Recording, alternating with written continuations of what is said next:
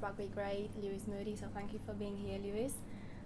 So starting from the 3 test matches against New Zealand that England lost, which are your feelings about next year's World Cup?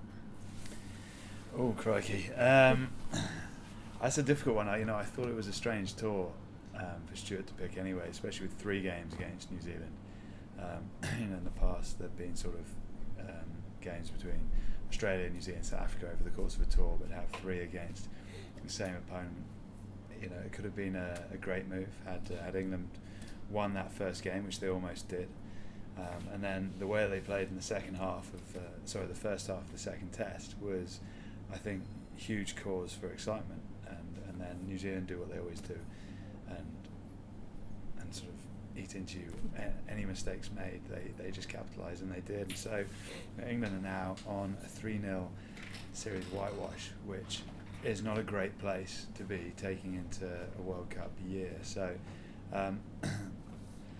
it's going to be hard. I think autumn will be big because they've got to play New Zealand first up. They really need to win that game. I think they need to take something out of the autumn or the Six Nations, either a Six Nations title or Grand Slam, to really give themselves the confidence to go into the World Cup and achieve what they want to achieve. But I don't think it's all doom and gloom. I think they put in some good performances at time. Now it's just about being consistent. They also found out things about players that they weren't maybe sure about, and they put them into the test arena, and they either know some good things or some bad things. So the All Blacks have now won 17 matches in a row, a record that they only achieved in 1965, 1969. So what do England need to do to win this World Cup now? What do England need to do to win the World Cup? Simple question. I just think they need to be more consistent. They've got a wonderful style of play now. They've got a great attitude. The passion and the physicality that they play with, you could probably say is unmatched. The consistency that they do that at is also unmatched. Now they just need to deliver in terms of the accuracy of all parts of their game, really, whether it's the distribution, passing, handling, retention of the ball. They need to be consistent with that for 80 minutes, because any small errors, any small mistakes, any lack of say brain power, but that's not the right way of putting it. Any small sort of switch offs that you have in those top 2 inches can cost you massively. And I think Owen Farrell, went to the sin bin in the second test. Maybe he thought the ref had called a maul. I can understand then why he'd stay in there, but with those fine lines, win and lose test matches. And do you think that England, even when fresh, have what it takes to challenge the World Cup champions?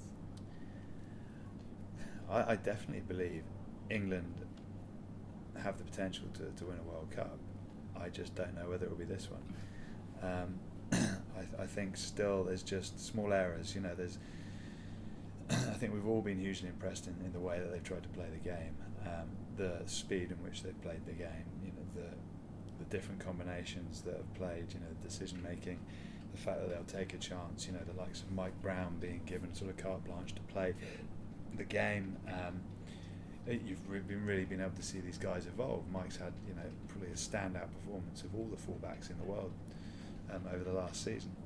I think Danny Kerr, a young man who's enthusiastic, passionate, excitable, dangerous as a broken foot runner.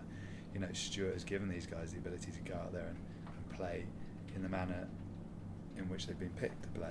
Because sometimes when you play club rugby, you don't carry that form into internationals because you get nervous and you get stifled. So that's exciting.